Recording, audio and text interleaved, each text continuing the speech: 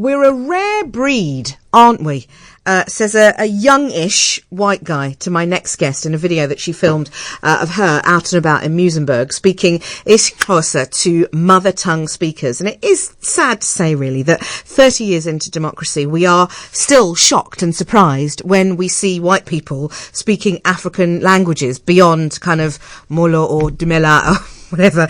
It's something that we've spoken about on the programme a number of times. And there are many reasons why that's the case. Fear, anxiety, indifference, unwillingness. There's a whole number of reasons, some of which, as a monolingual black person, I relate to, others that I don't.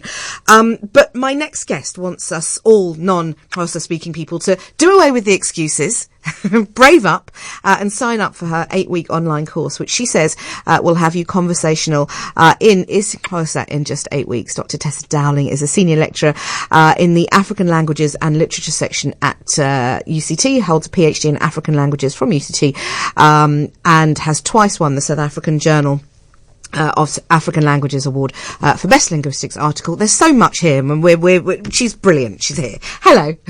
Molos is all right. All right, and you? I'm right now. Good. Listen, have we got that clip? I want to just play a little clip from the video that you sent me. It's lovely. Let's take a listen to Tessa in action. I'm Tessa Dowling and I teach Xhosa, and one of the most fantastic things about teaching Xhosa and speaking Xhosa is the reactions you get from people, the happiness that people show you when you can actually say something in their language. I mean, it seems not much to ask in South Africa that we do greet each other in each other's languages, say something to each other, and yet most of us don't, and there are all sorts of reasons for that. But here, we're going to be showing you some videos of these wonderful reactions that people show when you say something to them in their own language. And they were just lovely reactions. And but as I say, Tessa, and welcome. It's lovely to have you in studio with us. I love talking to you. The reaction is wonderful, but for me, there's a point where we need to get past the shock. We need to get past the surprise. We need to get past that, isn't it wonderful, so that it becomes more normal. I was speaking to somebody the other day, and I don't want to sort of make this a political conversation, but somebody we were talking about the upcoming votes, and this person, not a person of colour, had said, I just find it extraordinary that still 30 years into democracy, we just don't have young people who are just fluent in the way that, for example, my younger siblings, who are black, obviously, well, not obviously, actually, some of, speak at least 4 languages. That is not seen across all demographics in South Africa, and that continues to be a power imbalance thing. But it would be lovely if, and my little one is 4, and clicks around the house and speaks for sure better. I mean, her vocabulary of Xhosa is miles beyond mine. Wow. Thanks to school, thanks to friends, thanks to, when did you learn? How did you learn? I learned when I was 24. Did you? Yeah, we didn't do it at school. I mean, I grew up in apartheid time. And, yeah. You did Latin, which was helpful. Same. Did you also? Yeah. I know, but it sort of helps you with the structure. Sure. And then I went to university, dropped out, went back again, and thought, I just want to do African languages. And the department was so warm and, saying, come, wow, nankumlungu. It's like, so I was shocking for so long. And then I thought, were you? Yeah, because we got taught in also a very grammatical way. Were you taught by mother tongue speakers? And there was one prof who taught us, this high linguistic stuff, but our lecturers were great, we just weren't immersing ourselves. I don't know what we did that was so wrong. I just don't think we knew. And the teaching methodology, although good, didn't sort of say to us, you can do it, and just show you how easy it is. It was more like how difficult it is. Whereas in my teaching style, it's really easy. So I went off to the Eastern Cape, stayed in a village, and, had people who were saying, this is what you do. You see, this is the thing, Tessa, isn't it? And let's kind of unmask the elephant in the room, which is people can do your online course, and this is true of any language. This isn't just an African language thing. Unless you have the opportunity to put yourself in conversation with other speakers of that language, I think, and you'll tell me if I'm talking mother tongue speakers of that language, ideally, you are going to come up, you're going to stutter a little bit, you're going to stall.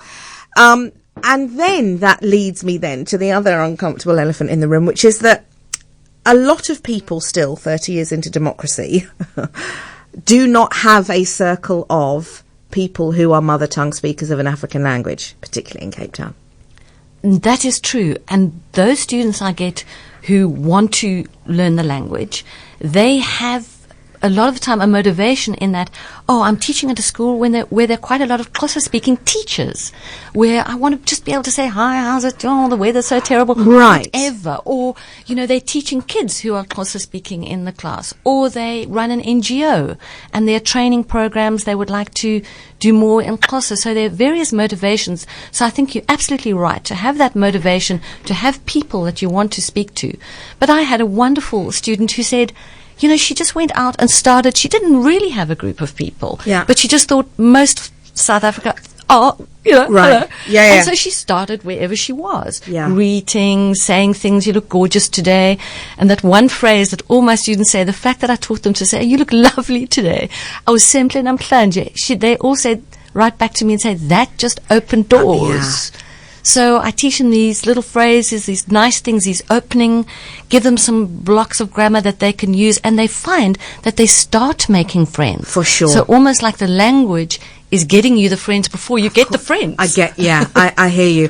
I'm in a lot of mums groups now because that's my life, and I saw a post yesterday, and it was from a foster carer, and she, bless her heart, I'm sure her heart is in the right place with this. However, so she said she's about to have a young guy come in to her home, and she's the foster carer, but she's looking to have him moved schools because she can't help him with his home. She needs him to be moved to an English-speaking school so she can help him with his homework. And I thought, that's so heavy.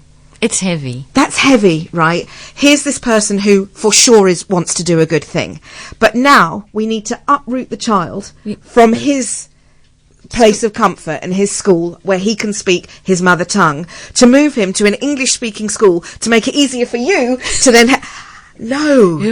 That's a lot. Hey, it's a lot, and I think that the whole thing of education and the power dynamics of English is what you've just mentioned now. Is that if you had to go for an interview, you were talking earlier about having an interview, just the fact that you can.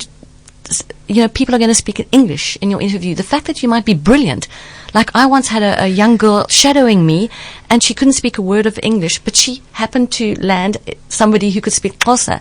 And I just found out that she was absolutely massive IQ, massive intelligence, quickness of learning. She learned English quickly with me, but because I could say so much to her in Xhosa, it was great. And she got a job soon afterwards. And, I just found that kind of thing is that it just impacts on people's life. The fact that they are locked in this, you are speaking the lesser language, but it's not the lesser language. It is the language of the majority of South Africans. So let's talk about the reasons why people don't speak African languages. And it's such a difficult conversation, and it's an uncomfortable one, but I just feel like we need to have it. You can't address an issue. I'm not going to say a problem. You can't address an issue unless you address the issue, right?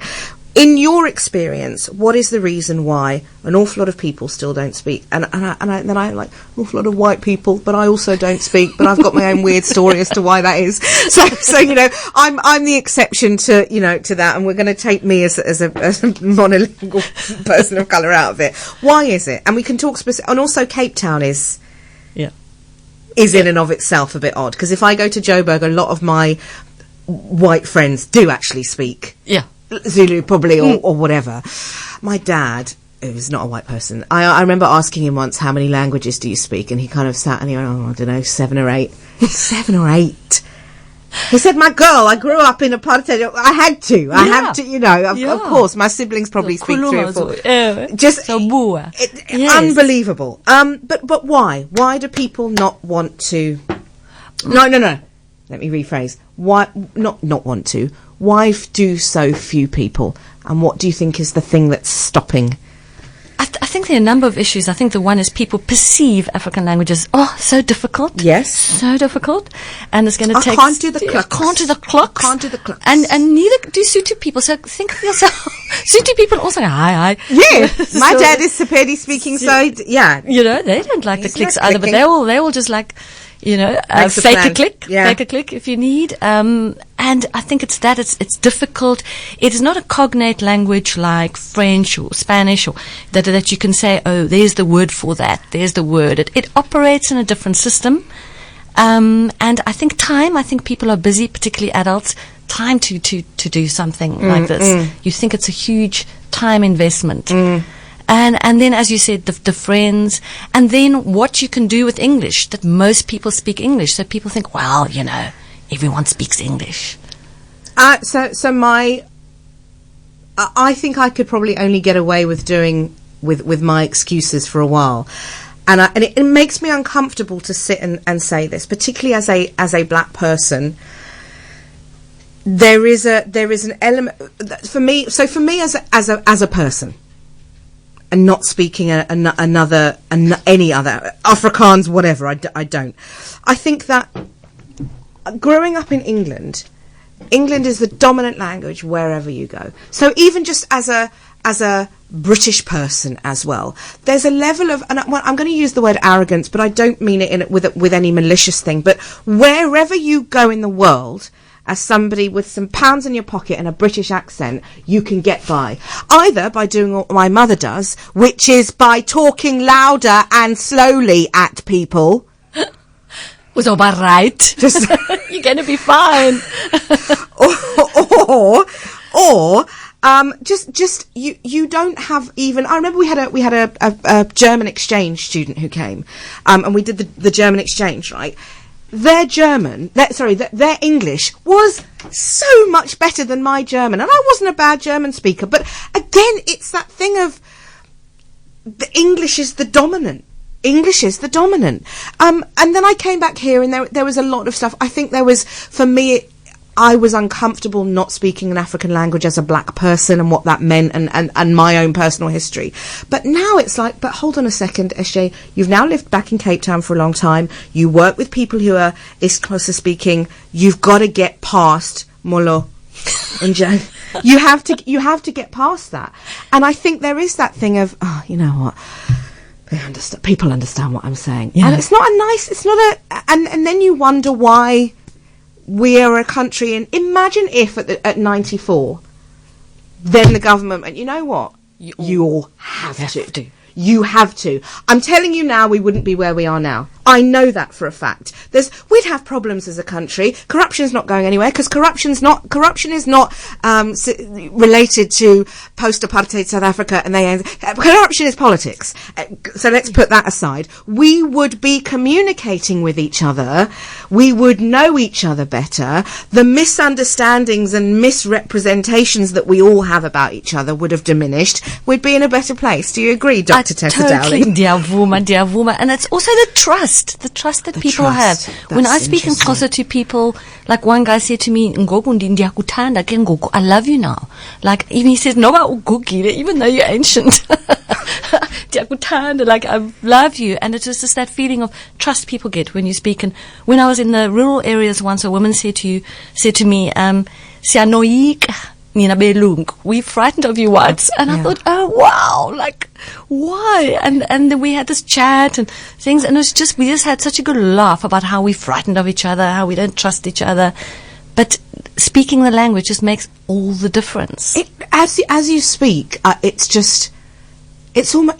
feels like you hold this magical power.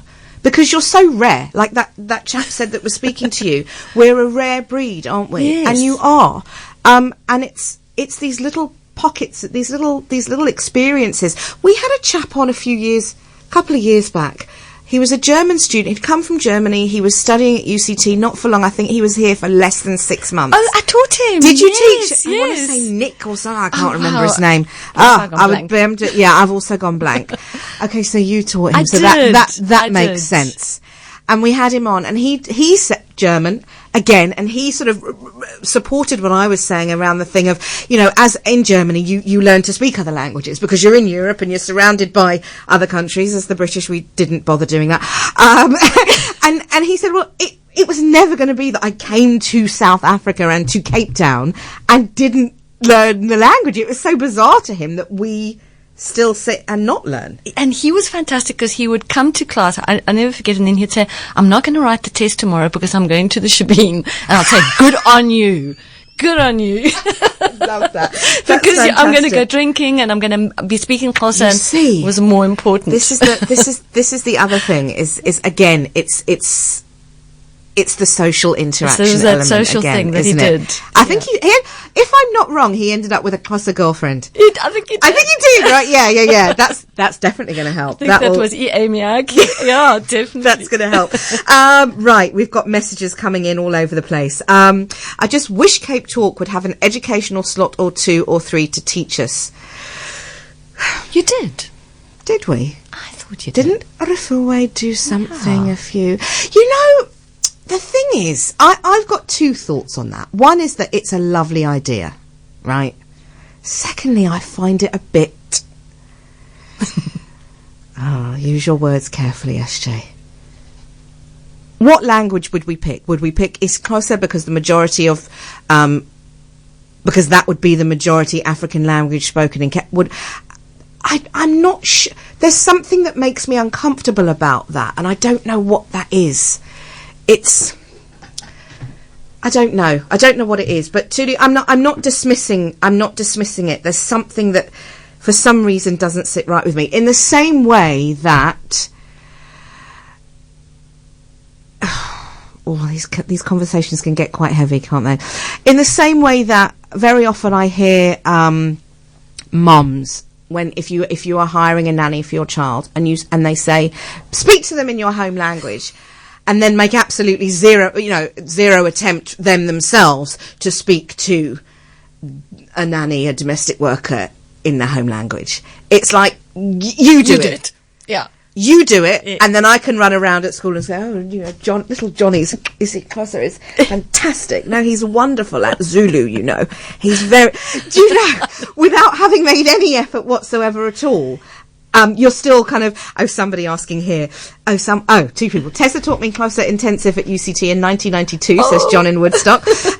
Question for Tessa, some suggestions please as to how we can get past Molo and Chani. What would be your suggestion, Tessa? Well, the course! Well, obviously the beautiful Skillfully, 2 L's in Skillfully in both of them, which I have recently developed, so it's a new course. Okay. And it's not like that UCT course. 1992, you always look back and you think, I wasn't that good. So it's all my listening to students, seeing who worked, who actually spoke at the end and what did they do and what did I do. So I've brought that into this course. So I would think it's definitely you learn some useful phrases, but you also learn the grammar of those phrases so that you can just say more. And I found that the students I had on this last course, wow, they just went with it. Who are they? Who are your students? Why are they wanting to learn? As I was saying, they were teachers, NGOs, retired people, people working in communities. There was a wonderful NGO, and they just lock, stock, and barrel said she just said everyone must come on the course. I'm just surprised there's not more of that. Yeah, and they were great. They were really because every day they heard it, they saw it. But everyone was great on the course because they realized, okay, it's doable. You get small chunks. So that those of you who asked, how do I learn it? Give yourself small chunks to learn every day, and then use those small chunks. Okay. Don't overwhelm yourself. Yeah. My fear is once I get past, hello, how are you? Fine. There's a fear, and I think this probably comes from my kind of that little uptight British part that remains somewhere just above my kidney.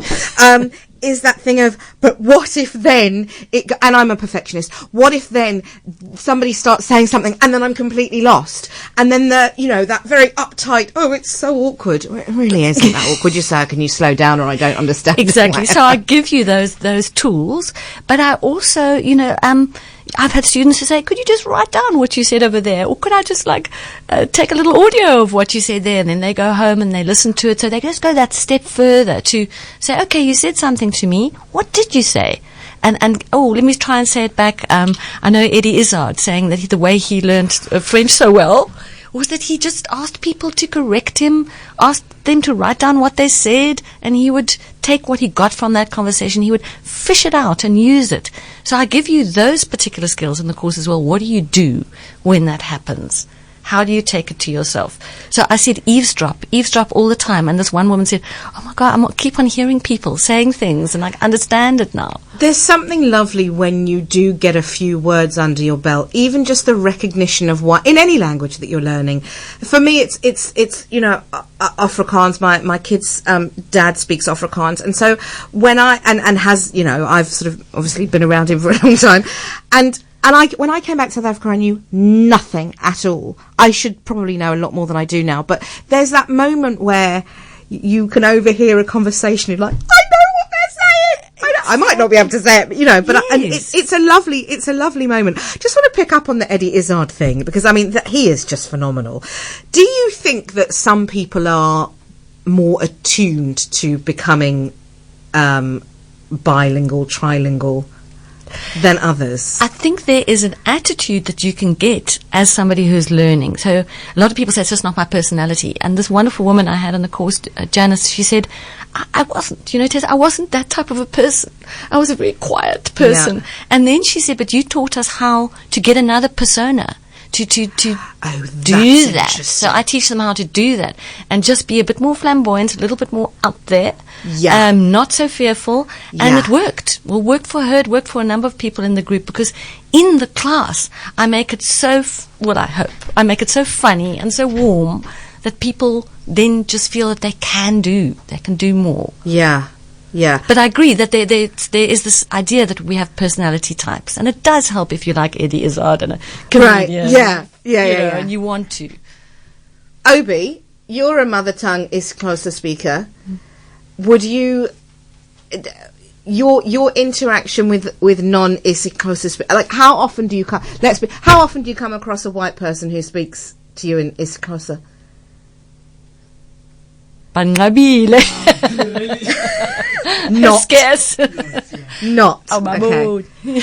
Yeah, you see, this is we've got to do better. There comes a point where we kind of have to hold ourselves put our feet to the fire and say, you know what, we need to make more of an effort, right?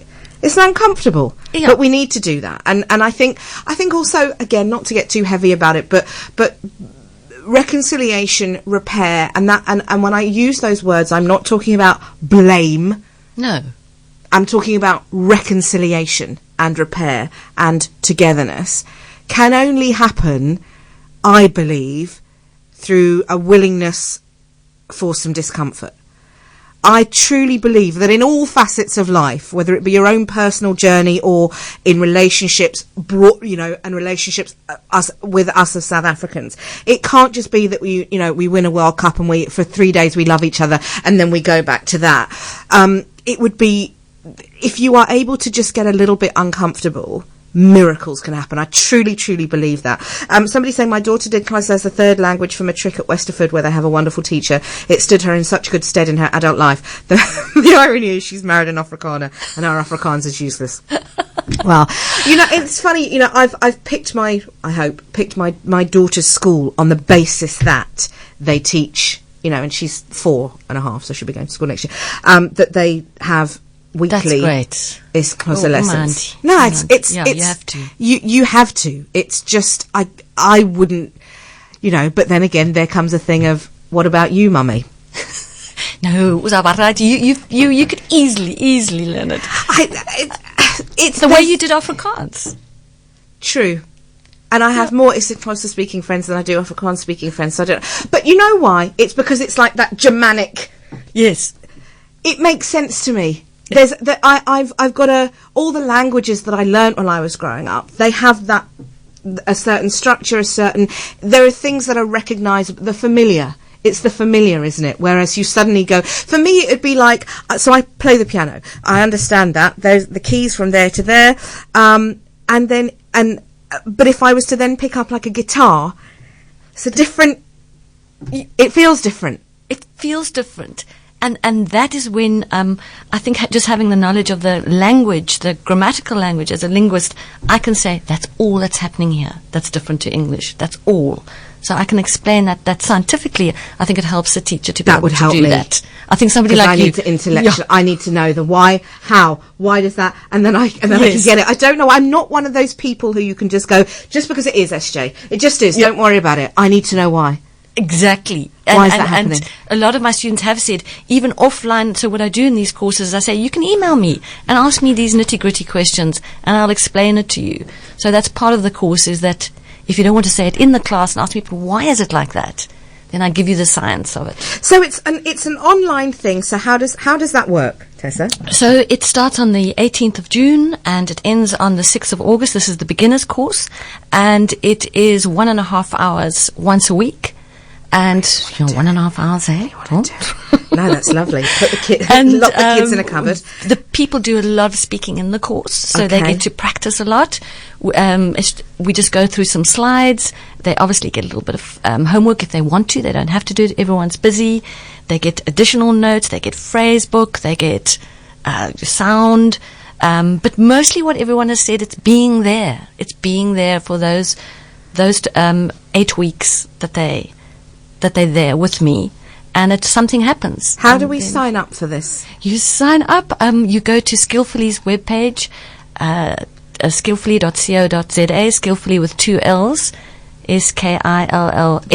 Yeah, there you go. We'll put it on our website, folks, don't worry, because our digital team will work wonders with this interview later and put it onto the website, so it'll all be there, including the link. So don't worry if you're frantically trying to scrabble to find a pen. So it's 12 hours instructions. It's 12 hours of instruction, 8 weekly 90-minute sessions. Comes in at just under 300 rand. It's had a 5-star rating, so there you go. 300 rand a session. 300 rand a session. So 300 rand a session. Yes. Yeah, come on, guys. Yeah, you're putting that money, and I think one of the things is when people pay, they actually think, I've put this money down. I'm going to do it. And I'm doing a follow-up course, an intermediate course, and I've already had people from this beginner course signing up for the intermediate course in October. So that's on the, to anybody who's done it, the 15th of October to the 3rd of December, that is for people who've done a beginner's course. It doesn't have to be my beginner's course. It could be any beginner's course, or they just know a little Xhosa.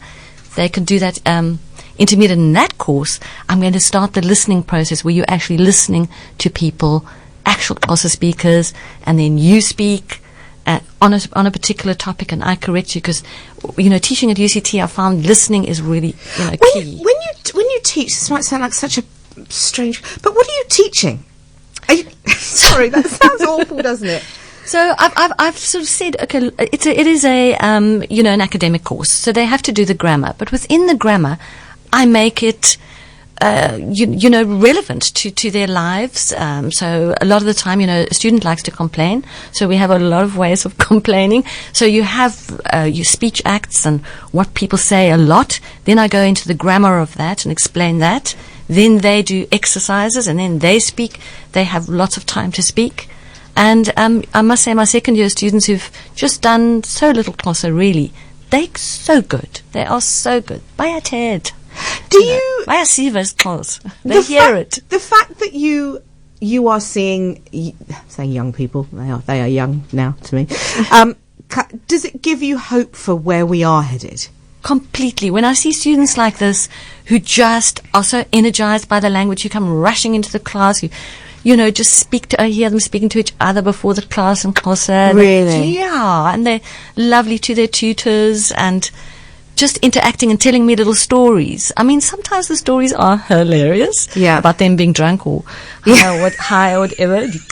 Wow. I was sort of, how do you say I'm high? I thought, okay, I'm giving that to you. Or they tell me that's how that people told them they were high. Yeah. But we go there. There's no boundaries like that. Because if you're going to use language, you're going to use it for the good and the bad and the complicated, and that's the thing I feel is that when you break down those boundaries with people and they just see you as somebody who stumbled and tried to learn too and then got there, yeah, so We do that. A friend of mine from Joburg, he's an old friend of mine, and he studied to be a doctor, didn't become a doctor, but he studied to be a doctor, and part of what he had to learn isiZulu, had to. And to watch him move, and we've travelled all over together around the country, to watch him move through this big, bold, very Afrikaans-looking white guy to speak to. I've literally watched that trust form. It's so beautiful to watch him speaking, and he can get by in Xhosa and whatever, but it's just, and he and my dad is a Pedi, so he's Sepedi speaking.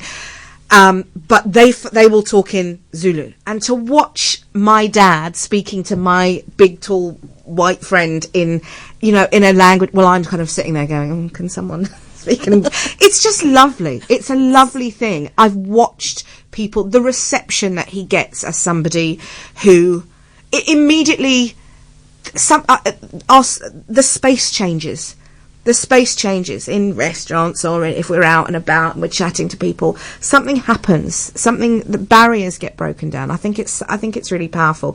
Morning, SJ. An elderly family member speaks fluent Xhosa and Zulu. She accompanies many who have a visit to the State Department. Wow. Erica says, "Oh, thank you for this Xhosa language course. I'm signing up. I've been doing isiZulu on Duolingo and it's great, but I'm chuffed to find this online course. Happiness," says Erica in Milnerton. Cool. Thank you, Erica. Have we got any more? No. Oh, Janine, if the ANC had the slightest intention of governing this country properly, they would have made it compulsory for every person to learn an indigenous language.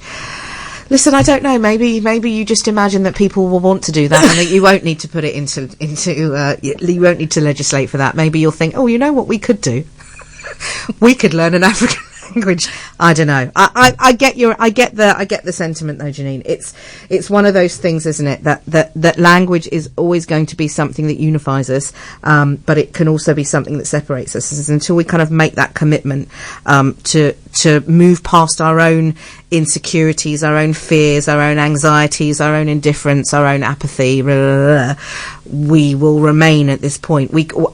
My last little political bit, I don't think we can continue to sit where we are and complain in the way that we complain about certain things, but there's no movement.